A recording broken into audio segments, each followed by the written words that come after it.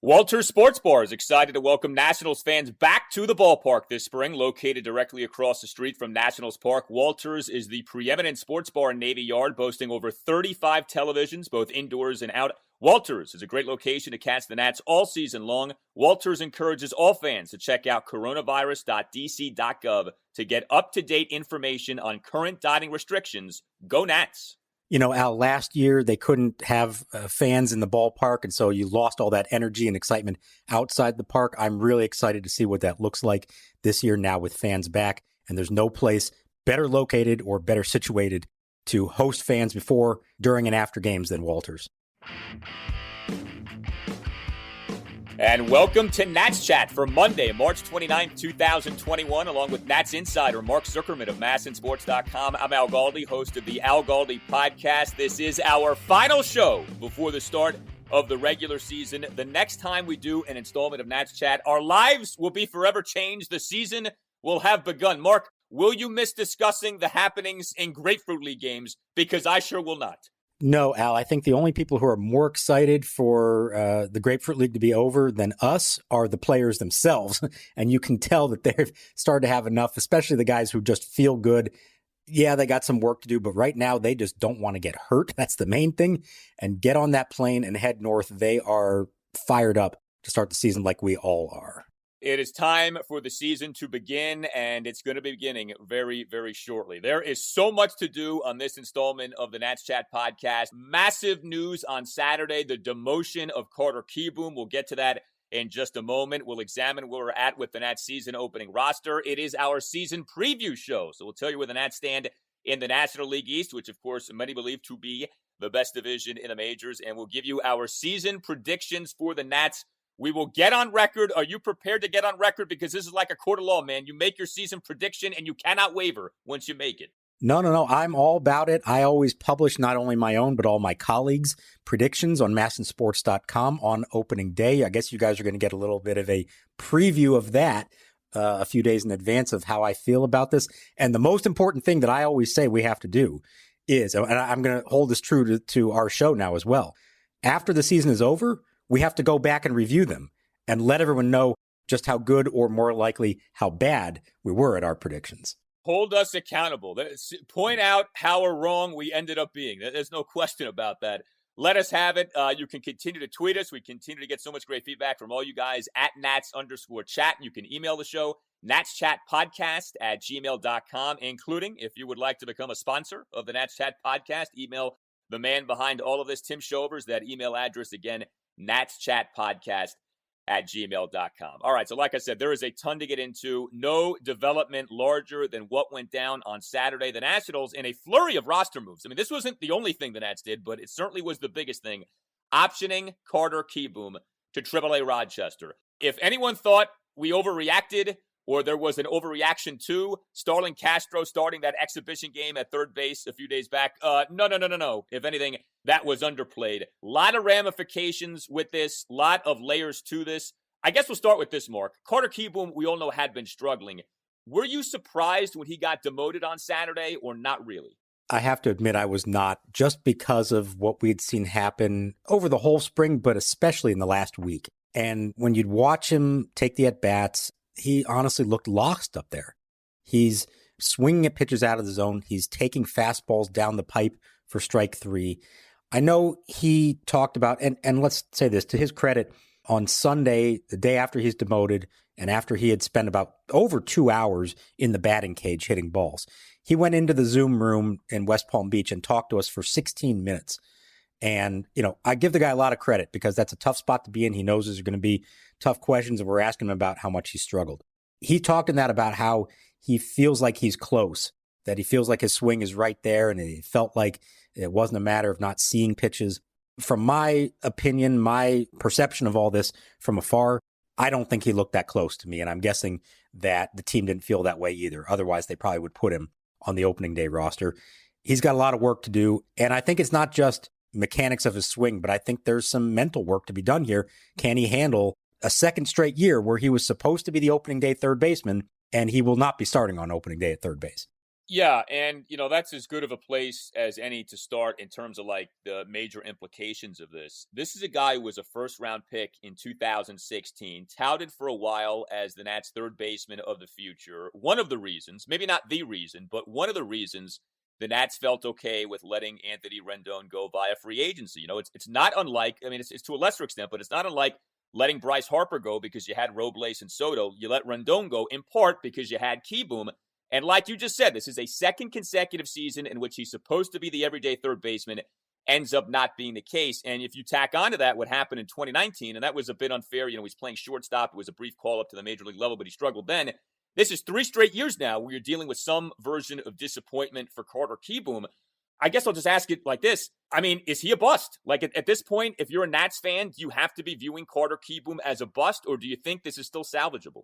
I hate to say that about a 23-year-old with as little, major league experience as he has. Clearly, he's a first-round pick for a reason. Clearly, he's hit in the minor leagues. He has the ability somewhere in there. Where I'm at right now is more of a concern that I'm just not sure it's ever going to happen here at this point. This might be a change of scenery type of situation. We've seen it happen with other guys as well. He certainly wouldn't be the first. I'm not necessarily faulting the Nationals here because they've been in the position where we talked about 2019. They kind of had to call him up. With all the injuries they had, Trey Turner was out. The team was really struggling early that year. He was hitting 350 or something at AAA. They called him up. It didn't go well. There was a ton of pressure on him all of a sudden as, hey, we need you to help save our season that's going out of whack here. It didn't go well. He gets sent down, and you wondered what the ramifications of that would be. Now, 2020, hey, we don't just believe in you as our guy, but we believe in you so much that we're going to let Anthony Rendon walk. And you're our new Anthony Rendon at third base. And they didn't say it that way, of course. But in his own mind, he's probably thinking in those terms. And it doesn't go well. And now again this year, I just wonder what his mental state is. Like I said, he went and spent like 2 hours hitting 300 balls in the cage on Sunday. And then came in and talked to us. And he's talked himself up. And, Davey's saying, I just want him to relax, just go out and play. The natural ability is there. But there's probably so many thoughts swirling through his head right now. And he's playing for an organization that is trying to win and can't afford to let a guy go out there and fail like we talked about, I think, a few episodes ago. That I just wonder if ultimately he needs to be in a low-pressure environment where he can just relax and go out and play. They hope that can be the case in Fredericksburg, and then eventually he plays his way back up into Washington. But I do think it's fair to wonder if it's going to happen with this organization at all, and if ultimately it's going to need to happen somewhere else. For Carter Kieboom, 49 plate appearances in the 2021 exhibition season, batting average of 133, on-base percentage of 204, slugging percentage of 222. He had more strikeouts than he had hits plus walks, 17 strikeouts versus 6 hits and 4 walks. So you use the phrase the Nats are trying to win now, and of course they are, right? We would drop the Nats into that category of a win-now team. But I find it so interesting. And really, I don't know how you label this as anything other than a giant miscalculation of they went into this season with Carter Kieboom as the plan for third base, and that was it. For a win-now team, you needed to be totally right on Kieboom. Otherwise, you were going to be in real trouble at a premium defensive spot and a spot at which you like to get some offense in third base. And they were wrong. They've been dead wrong on Carter Kieboom. We've talked about this. They did nothing at third base this offseason other than re-sign Josh Harrison, and he's not even their primary backup third baseman. The plan, as was revealed by Davey Martinez on Sunday, is yes, it is going to be Starlin Castro as the primary third baseman, and it's going to be Harrison now as the primary second baseman. Starlin comes back, he's going to play third base. Josh will get the bulk of second base, and then we'll go from there. So there's a domino effect here, right? Of you weaken yourself defensively at second because Castro's better defensive spot is second base. He's not a terrible third baseman, but there's a reason that Davey has said he wants to play Castro as a second baseman and not a third baseman. And, who knows what you'll get from Harrison. I mean, Harrison at one time for the Pittsburgh Pirates was a good player, and Harrison actually last season as a bench guy for the Nats had a pretty good season, had a very nice on-base percentage, 352 over the course of a year. But there's a reason he's been labeled a utility guy. I wonder about that aspect of this, Mark. Either they totally have been wrong on Kieboom and miscalculated the situation, or Mike Rizzo wanted to do more at third base this offseason and wasn't allowed to. And what that more is, I'm not sure. Like, I'm not one of these people who thinks they needed to have traded for Chris Bryant. Chris Bryant the last 3 years is not the Chris Bryant he was the previous 3 years. And I know that wasn't necessarily like a ton of other options, but there were other options at third base. And like, that's the part of this that I think is really galling if you're a Nats fan. You're a win-now team. You're an older team. Final season of Max Scherzer's contract, etc. And your plan at third base was Carter Kieboom. And then if not him, I don't know. I guess we'll shift over Starlin Castro. That just seems to me like the wrong way to have gone, and it looks even worse now. I think you make a good point there in that there were some big name alternatives they could have gone after this winter. Chris Bryant, Eugenio Suarez, Justin Turner, DJ LeMahieu. Now, there's reasons why all those didn't happen. I think we talked about this before. But I think the failure is, like you said, not to then go get a different kind of plan B. There were other affordable plan Bs. Not that it had to be somebody who would instantaneously start over Kieboom, but somebody else who could easily slide into that role and be the guy if it turned out that he did struggle. And they didn't really do that. And I don't know if that's because they knew in the back of their minds. I'm not sure that this was the plan B in their minds when spring training started. Castro at third and Harrison at second. I don't sense that was. I think they probably knew all along if they absolutely had to, they could. But I don't think this was really first and foremost on their minds. And I actually think Harrison's fine. I think he may not be playing every single day. They may find ways to bounce him around a little bit. And he may start some games in left field when Schwarber is going to have a day off. And so there could be some other things they could do here. But to me, the problem is what they have beyond that. And the two guys who are making the team, and this is a surprise, is Hernan Perez and Jordy Mercer, two utility guys. And like I said, if Harrison's not starting every day, and I think he's going to start a lot, but maybe not every day, or if he has to start in left field some days, then one of those guys is also starting. And that's where I think the depth issue becomes a problem. If Harrison is on your bench, even if he's starting 3 days a week at various positions, that's a good, valuable guy to have on your team. Can do a lot and also come up to pinch hit. But now you're going to be actually asking Hernan Perez and Jordy Mercer to play somewhat significant roles for you. Occasional starts, pinch hitting, whatever it might be. And that's where I feel like there should have been somebody else out there they could have gotten that wouldn't have cost a lot of money or wouldn't have cost prospects in return that could hold that role and help give them this more depth and be a little bit of a plan B than ultimately we're going to see now. Mike Rizzo on December 15th in a Zoom press conference, quote, "With conversations with ownership, we feel that we have the budget to get a championship caliber club." Hernan Perez and Jordy Mercer, not championship caliber people, all right? You want to unseat, you want to dethrone the Atlanta Braves off 3 straight NL East championships. You're competing in maybe/probably the best division in baseball. Like, this is not good. And like we've been trying to emphasize here, it's not just about Kieboom himself. It's about the domino effect of this Kieboom demotion and what it means for second base, how it lessens the depth on a team that already, wasn't exactly ultra deep. So we'll see. I mean, look, the way baseball works, maybe Kieboom was back up in a month and he hits, 300 the rest of the season. Like, that's baseball sometimes. But I think what you said sounds about right. This feels like if it's going to happen for Kieboom, it's not going to be here. I mean, this is hard to come back from back-to-back years like this. We're told by anyone who will say it that he's going to be the guy at third. And then before the season even starts, they pull the plug on this. Like, that is very telling. It's not the way this is supposed to go. No, let me throw a couple other things in real quick. One is Luis Garcia. That may have been in their minds a potential plan B. He didn't have a great spring either. I know late he had a couple better at-bats. He hit a homer off a lefty. Davey said they were tempted. They thought about making him the starting second baseman. They decided not to. That could be the solution here before long. If he does do well in Fredericksburg, and then, ultimately if he's playing at Rochester when their season begins and he shows that he's ready, he could leapfrog Kieboom. He could be the second baseman. And I think that is a reason why they ultimately decided on Castro at third and Harrison at second. They could play either position, those guys. But I think they felt like they want Castro to be in his spot and stay there. And Harrison's maybe more of a temporary fix. And that could be because they see Garcia at some point taking over there. So that's point number one. The other point I want to make real quick, we talked about Perez and Mercer being surprises on the opening day roster. I thought about this. They've had a lot of surprises on opening day rosters in the past. And as much emphasis as we put on that and talk about who's there as the very first 25 or 26 now, these things change very quickly. I'm going to give you some names real quick, if you'll indulge me. Guys who made the Nationals opening day roster over the years. How many of these guys do you even remember? Okay. 2020, Emilio Bonifacio. Didn't stick around very long. 2019, Jake Knoll. Robertson to the belt.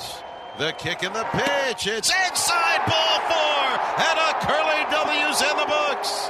Here comes Anthony Rendon down the line to scores. Jake Knoll reaches first base. He is mobbed by his teammates. He has now since been DFA'd. 2018, Miguel Montero was an opening day national. Didn't survive for long. 2015, Reed Johnson. You remember Reed Johnson? Toward the hole. And a base hit for Johnson. Robinson around third. The throw to the plate is cut off. And it's 10-0 Nats. And Reed Johnson, regular season, exhibition season, continues to scorch the Mets. He was an opening day member of the Nationals. And then my favorite one is 2012. And this is a team that went on to win 98 games and win its division. Brett Carroll and Xavier Nady were on the opening day roster in 2012. Brett Carroll, he scored the winning run on opening day and then basically never did anything again. I think was out of baseball shortly after that. And Xavier Nady was, I think, in the starting lineup on opening day, or if not, was in the starting lineup within a couple of days. So as much as we stress over this and talk about who's going to be there on opening day, just keep in mind that the roster on May 1st can look very different from the roster on April 1st. Yeah, there's no doubt. But in terms of the starting lineup, I wonder how much different this will be as the season goes on. I mean, hopefully these guys surprise us, but this is not good news at all. And by the way, you're now even older because you got a second baseman in Harrison going into his age 33 season. You're carrying, at least to begin the season, and maybe this changes, but, a guy in Jordy Mercer who's going into his age 34 season. Like, Kieboom, it wasn't just that he was, this prospect, but he's a younger guy. Hopefully he's a building block for the future. And it's like, no, now it may be that it's a lost cause. We'll see. We're rooting for him. I mean, we don't want the guy to continue to struggle like this, but it's not been good so far. So you just hit on kind of where we're at with some of the pieces as we try to, put together in our minds what this national season opening roster is going to look like. The Kieboom development is obviously bad news, but when it comes to the formulation of the season opening bullpen, we had some terrific news on Friday evening that this Will Harris blood clot scenario in his right arm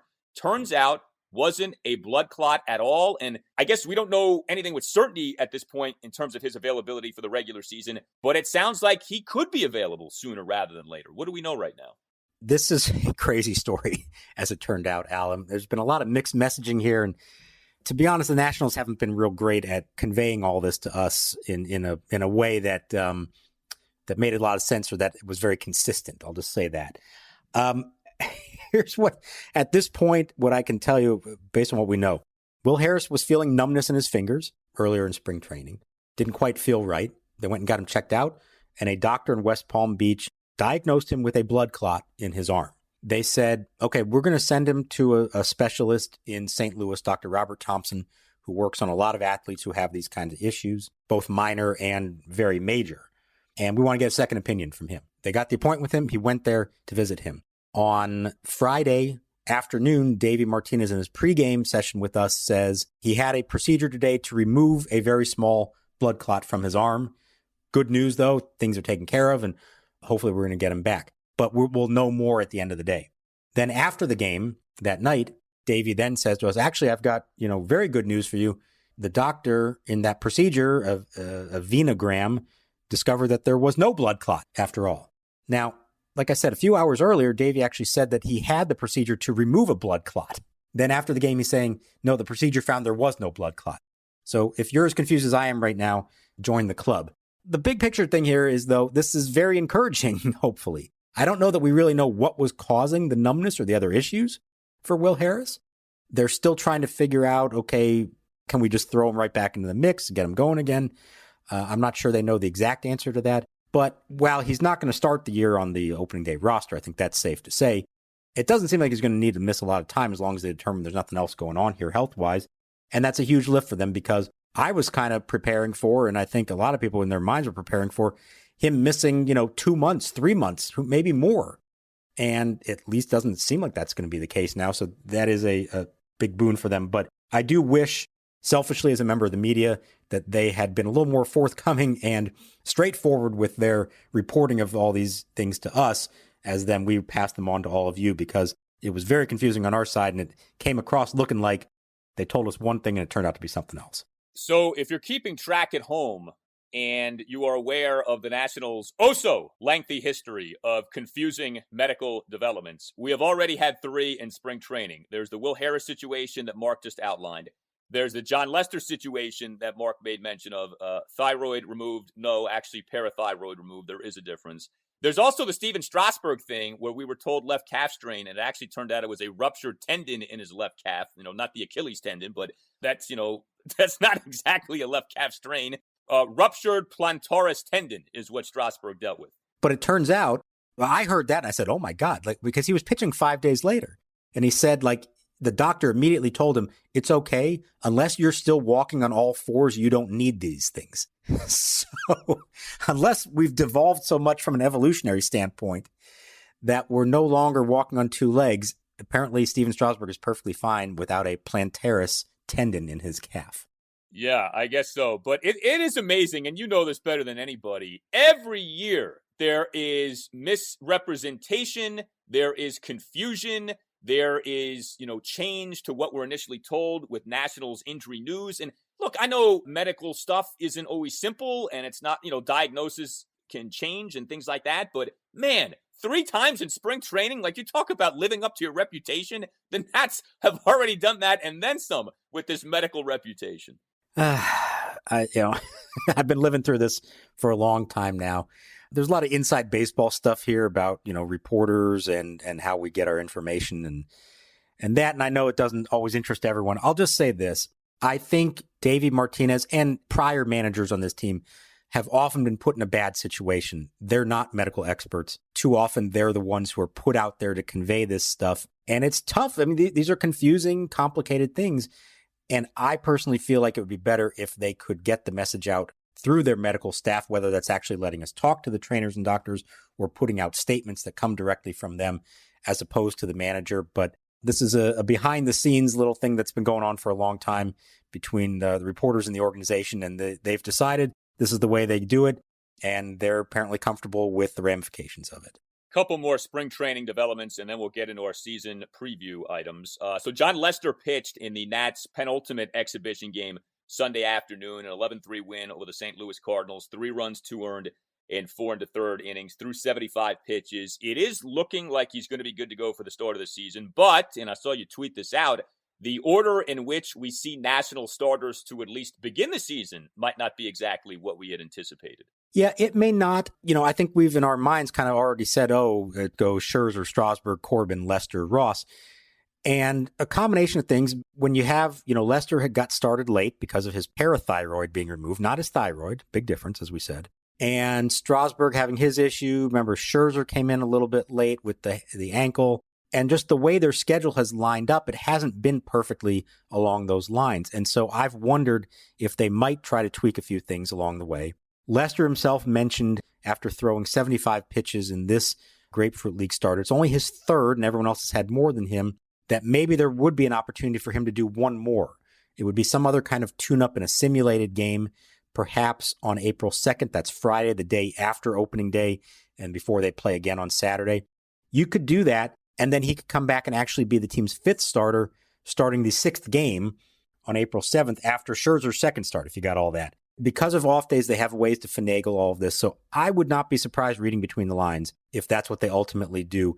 Doesn't mean that he's not, still their 4th best starter, but it gives him one more chance to build himself up to maybe catch up to everybody and do that. And then the other thing that he mentioned, he thinks it makes a difference to have your left-handers split apart and not pitch back-to-back days. So he and Corbin, I would not be surprised if that ultimately ends up being the case as well. And so we're not seeing Corbin and Lester as 3-4, but maybe split up between them. One more item, and this is an exciting thing, and this has been impossible to ignore if you're a Nationals fan. The extent to which Ryan Zimmerman and Josh Bell have killed it in Grapefruit League play. And as we always say, right, exhibition games, we don't know how much to take from these things, right? But if we're going to point out the guys who struggle, Carter Kieboom, Juan Soto, Trey Turner, it's only fair that we highlight some of those who have been outstanding in exhibition play. And this Nationals platoon setup for first base, right, where it's going to be Josh Bell facing right-handed pitching, Ryan Zimmerman facing left-handed pitching.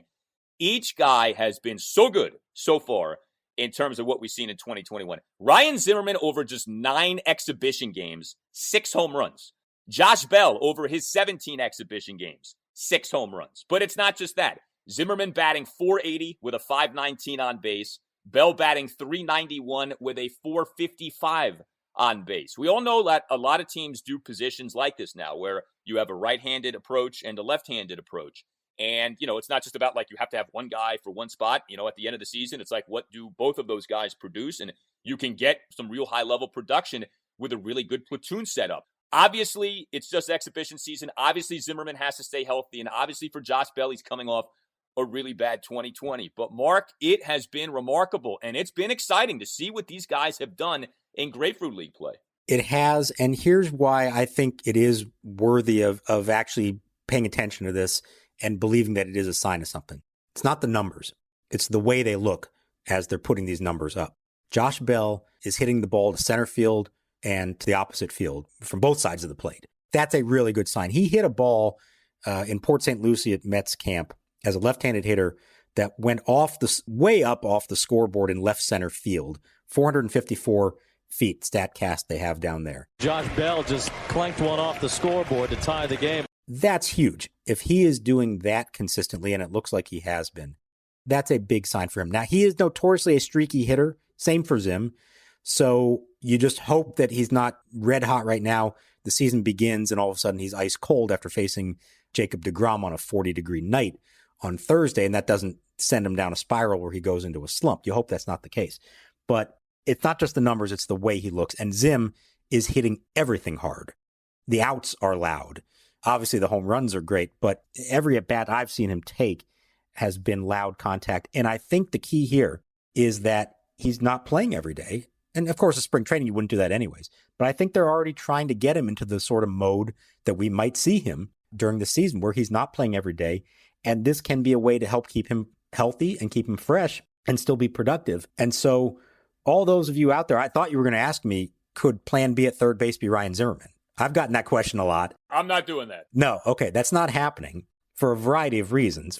First and foremost, the fact that Ryan Zimmerman can't throw the baseball across the diamond like that consistently, and it would be a bad situation if they ever put him in that spot again to do that. But even more than that, the whole idea coming into this year is that they don't want Zimmerman to take 600 at-bats.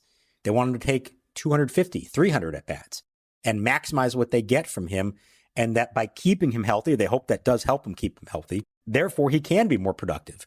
And so as tempting as it may be to say, hey, they got to find more bats for the guy, I think what they're planning to do is ultimately going to be best for him, and I think he believes that as well.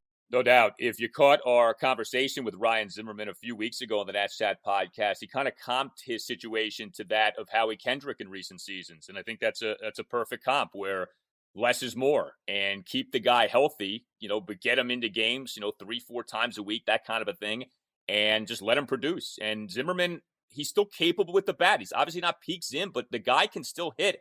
And if you go back to 2019, of course, the last full major league season we had, you combine Bell's stats against righty pitching, Zim's stats against lefty pitching, you get a combined 30 home runs, you get a combined OPS of 997. Who wouldn't take that for the Nats from the first base position in 2021? All right, where do the Nats stand in the ultra-loaded 2021 National League East? And what are our season predictions for the Nationals? All that's coming up in moments. Want to tell you about Real Estate Rachel. Support for Nats Chat comes from Rachel Levy of Compass Real Estate. By focusing on the personal parts of the real estate process and using technology to simplify the rest, Rachel seamlessly guides her clients through their experiences. A DC resident for over 30 years, Rachel uses her deep local knowledge and exceptional customer service to advocate for her clients all across DC, Maryland, and Virginia. Find their places in the world. To learn more, follow Rachel on Instagram at Real Estate Rachel. Rachel and her husband are lifelong Nats fans. She's been here her whole life, been a fan from day one. She's exactly the type of fan that we're trying to reach with our podcast, and we are really glad to have her on as a sponsor. So, of course, there's what we think about the Nationals, but there's also where the Nationals stand in their division. And, of course, so much of Major League Baseball these days isn't just who you are, but the environment in which you exist, i.e., are you playing in a weak division like, say, the American League Central, or are you playing in a loaded division like it seems the National League East? The NL East used to be the NL East. We all know that. And the Nats benefited from that to at least some extent in some of those NL East winning seasons. But this season, at least on paper, and who knows what ends up happening, but at least on paper, the NL East appears to be at least 4 teams deep. And maybe you could argue 5 if you buy into the Miami Marlins. I personally do not, but the Marlins did make the postseason in 2020 for whatever that's worth. But you've got the Atlanta Braves with their 3 consecutive division championships. You've got the New York Mets with their new Richie Rich owner, Steve Cohen, and some big moves this offseason, including trading for Francisco Lindor and Carlos Carrasco, although Carrasco's already hurt in typical Mets fashion. And you've got the Philadelphia Phillies, who, you feel like one of these days will make the postseason again. Haven't done so, though, since 2011. So, Mark, you know this division. You've toured it so many times over the years. What do you think about this 2021 NL East, and where do the Nats fit into the divisional picture? So I actually have a little different opinion than you of some of that, what's going to go on at the bottom of the division. I'll get to that here in a moment. But I want to start with the Atlanta Braves because I think that the rest of the baseball world is just sleeping on these guys. And I don't know why. I get that the Mets are in New York and they made big splashes this winter and got a lot of attention. All this time, the Atlanta Braves, who have won 3 straight division titles, who have some of the best young talent in the game, have more young talent coming, especially in their rotation. They were 1 win from going to the World Series last fall. We forget this. They were up 3-1 on the Dodgers before losing that series. So these guys are legit. They deserve to be, I think, considered the favorites going into the season. That's not a heavy favorite. It's not to say they definitely are going to win the division, but I think even in a worst case scenario, they're contenders. They're going to be in the mix. And I don't think any of the other teams you can say that with 100% certainty. I think everyone else, you have to say things could go really well for them, or they could go south, and all of a sudden they're really out of the picture. So to me, I think the Braves are a clear favorite for the division, or at least the team that is almost certainly going to be in the mix there at the end. I think the Mets, I like what they've done. I think there's obviously a whole lot of enthusiasm there, but there are still parts there that are not full, or there's a lot of question marks, and it's especially in the rotation. You mentioned Carrasco already being hurt. Syndergaard's coming back from Tommy John surgery here at some point. You hope, if you're a Mets fan, that he's going to come back and be the great Thor who they saw from several years ago, but you don't know that for sure, how he's going to come back. So that rotation concerns me. Their bullpen also concerns me somewhat. Guys who have been very hit or miss, Edwin Diaz, Dellin Betances, Jeurys Familia. There's not a lot of sure things there either. And as we know in New York, when things go south, especially it seems like with the Mets, things are either great or they completely fall apart spectacularly. And that's the one thing I wonder there. If and when things go bad, how will they handle it? Will it become too much for them? So I'm a little bit on the fence about them. You know who I'm higher on than you, though? The Marlins. Really? I am. I'm not predicting they're going to win the division. I'm not saying that. But they've got some really good young pitching. And they're also a team that everybody kind of sleeps on. My biggest concern with them is depth. They did what they did last year in 60 games. Can they do it over 162? And that's where I do think there could be a bit of a concern.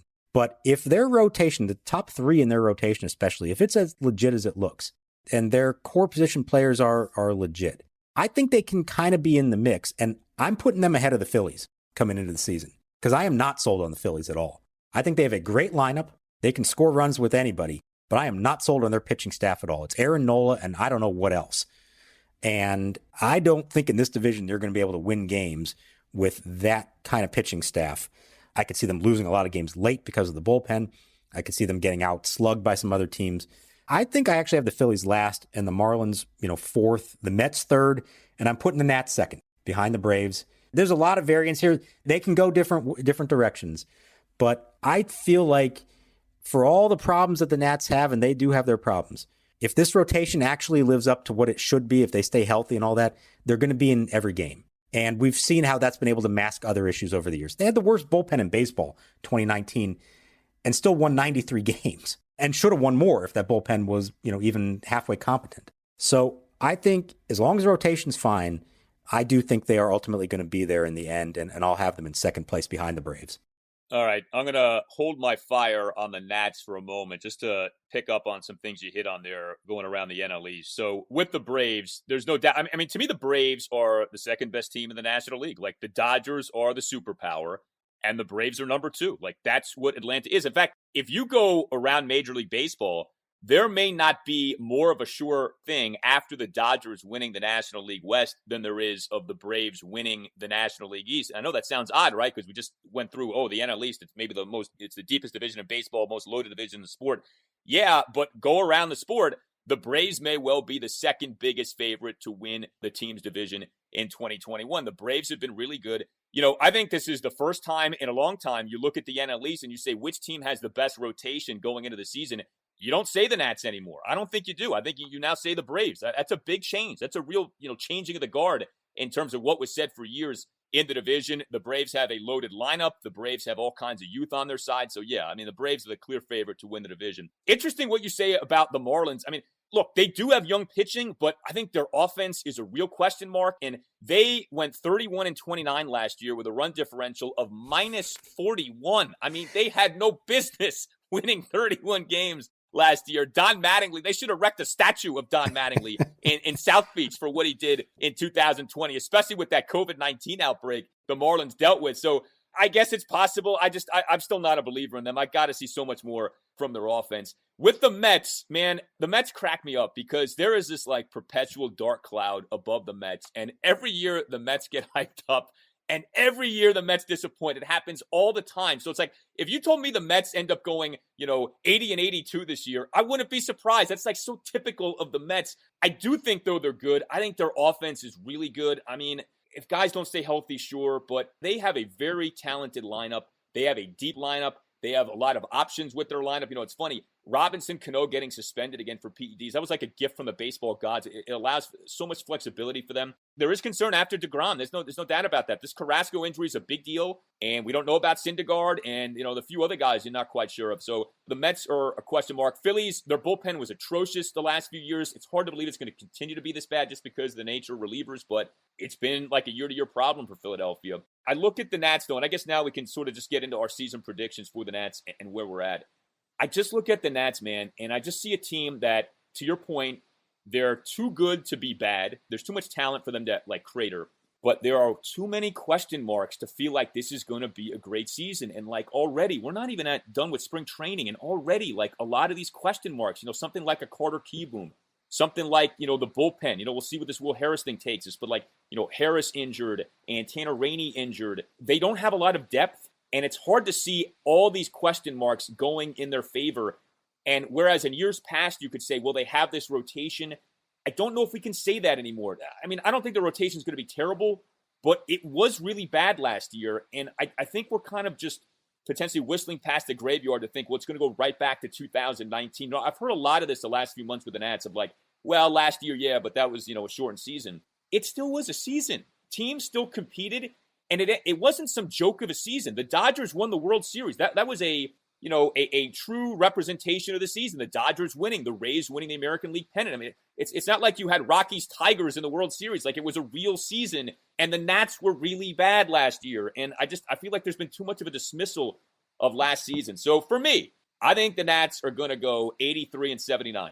Going to be in that low 80s win territory. Again, they're too good to be bad, but they're not good enough to be great, and I don't look at them and see them as, okay, they can knock off the Braves. If the Braves stay healthy, I just don't see it. And here's another thing, too, with the National League playoff picture, and I'll shut up after this. If you believe in the Padres and you believe in the Braves, the Nats are playing for one playoff spot. The 3 division winners and the Padres are getting one of the wild card spots. So that's problematic, too, that it's not like, well, maybe they get one of the 2 wild cards. If you buy into San Diego, and I personally do, because that NL West beyond the Padres and the Dodgers isn't very good. So those teams are going to fatten up on beating up the likes of the Rockies and the Diamondbacks. And, we'll see about the Giants. But I think that's another tough issue here for the Nationals is, basically competing for that one spot. So 83-79, I think they're in that territory that you never want to be in, which is that middle ground. And I will make a fearless prediction. Please do. A big summertime topic will be, should the Nationals trade Max Scherzer? Final season of his contract. Nats are teetering on playoff contention. I think that's going to be a big topic come the month of July. Will they have the chops? They didn't in 2018 with Bryce Harper. Well, Mike Rizzo did, but the Lerners did not. Will they have the chops to trade away Max Scherzer in the final season of his contract? Wow. You are mapping out a worst case scenario here, and it's not even April 1st yet. I get where you're coming from, and I think there's absolutely a chance that we are discussing that in July, and that's a fascinating discussion that maybe we'll have down the road. I feel like it's a little different from Bryce in that you kind of knew Bryce was a good chance was going to leave and get a big deal somewhere else, whereas I think Max would want to stay on a short-term deal, and maybe it makes sense for them just to re-sign him, and so you're not going to trade a guy if you're going to do that. But that's a conversation for another time. I do want to pick up on what you said, though. I've had the same thought about the Padres. If they are legit, and by all accounts, they seem like they are legit. I mean, nobody is more all in this year than the Padres are. Then, in all likelihood, there's one playoff spot left in the NL for somebody. It's going to be the second place team in the East or the second place team in the Central. And as much as we gloss over the Central, because the division is weaker and they're playing each other more, somebody could feast on the Pirates. And who even knows what the Reds and the Cubs are going to be like this year. So, maybe like the Brewers, let's say, for example, beat up on some of those teams and get up to 91 wins. And that's enough to top the second place team in a very competitive East. And even if you said the second place team in the East is a better team head to head than the second place team in the Central, that could cost you a wild card spot. So I think it's a fair point. I think that's something to consider. But I think with the Nationals that we may be making too big a deal out of the things that we think are problem areas for them. And I'm going to include third base at that. As much time as we spent on it this spring, and I'm not saying we shouldn't have because it's been a big storyline, of course. We're talking about the guy who's going to hit eighth in their lineup every day. And if it's now Josh Harrison instead of Carter Kieboom, does that dramatically turn this team from a contender into a non-contender? No, I don't think so. I don't think it makes that much difference. The Nationals are built because of their star power. That's how they won the World Series. It's the 10 best guys on their roster, not 11 through 26. And so if their top 10 guys are healthy and performing the way that we think they can or still can, I think they're going to be all right in the end. Now, maybe they don't perform that way. Like you said, last year they didn't. But I still feel like the star power there is good enough to keep them in the mix for this. And you want to know what my biggest concern about the Nationals actually is, and we haven't talked a whole lot about it. My biggest concern is their defense. It was a problem last year. They hope they've improved there, but we know Josh Bell is not going to be a good first baseman. You hope that Kyle Schwarber is okay in left field. You do now have a guy playing third base who's not a natural third baseman, and a guy at second base who is a utility guy. I think Harrison is going to be fine, but I think defense could ultimately be their undoing or their biggest problem area. Not so much the bullpen, not so much who the third baseman is, not so much the rotation. Those little things that Davey likes to talk about, that could cost them some close games. And right now, going into the season, that's actually my biggest concern. And I'm not sure enough people are thinking about that. I think that's a great point. Nats were dead last in the majors in defensive runs saved last year. And when you're a starting pitching dependent team, defense matters, especially with some non-strikeout pitchers like Jon Lester and Joe Ross. Defense matters. So I think that's an excellent point. It all begins Thursday night, Nationals Park. We expect, about 5,000 fans or so in attendance? 5,000. Cannot wait to see them. It's going to be cold. It's as nice as the weather's been this week. All of a sudden on Thursday, it's going to be in the 40s or 30s and windy, and it's not going to feel like baseball, but it's going to be baseball season. Going to be great to have that on. Max Scherzer, Jacob deGrom. Do not forget Nats Chat podcast the morning after every Nationals game. So it all starts. Look for it on your phone, on your favorite podcast platform. Friday morning, Nationals Mets at Nats Park in the season opener. Continue to tell us what you think, what you want. Hit us up on Twitter at Nats_chat. And don't forget, you can email us your thoughts on the Nationals, natschatpodcast@gmail.com. For Mark Zuckerman, I'm Al Galdi. We'll talk to you next time after the season opener on the Nats Chat Podcast.